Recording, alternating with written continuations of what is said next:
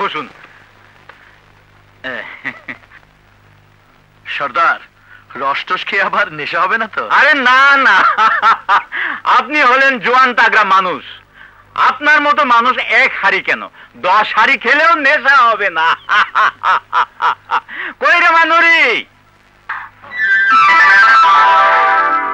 হাবিলদার সাহেব, এই নিন রস। এই রস একবার খেলে আমাকে কোনোদিন ভুলতে পারবেন না। তোমার রস না খেলেও তোমাকে আমি ভুলতে পারতাম না। ওই মা, কেন?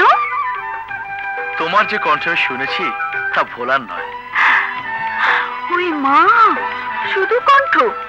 সবাই বলে আমি নাকি এখানকার সেরা সুন্দরী, তাই অনেকে আমাকে বিয়ে করতে চায়। তোমাকে বিয়ে করতে চাওয়াটা কারো অপরাধ নয়, আসলে তুমি খুব সুন্দরী।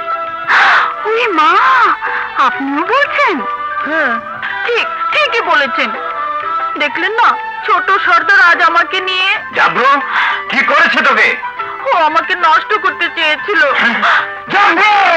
থাক বাবা, ওর বিচার দারোগা সাহেব করে ফেলেছেন। দারোগা নয়, হাবিলদার আব্দুল গফুর। ওই মা, হাবিলদার আব্দুল গফুর।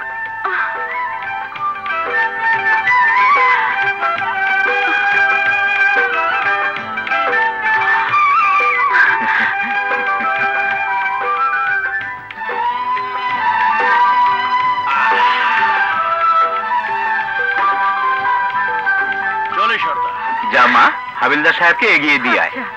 আসুন আসুন হাবিলদার সাহেব।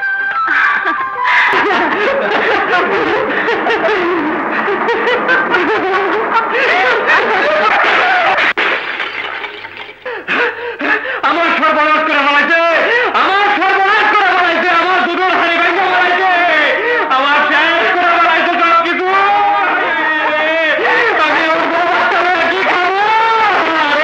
আমার সব শেষ করে ফেলাইছে, আমার সব শেষ করে ফেলাইছে, আমার সব শেষ করে ফেলাইছে, আমার দুধের হাড়ি ভেঙে ফেলাইছে।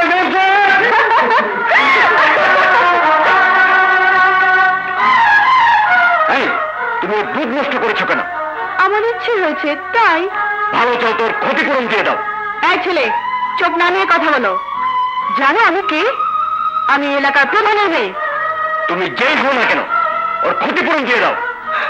যদি না দে, তাহলে আমি তোমার মান ইজ্জত সব নষ্ট করে দেব। দিচ্ছি দিচ্ছি দিচ্ছি।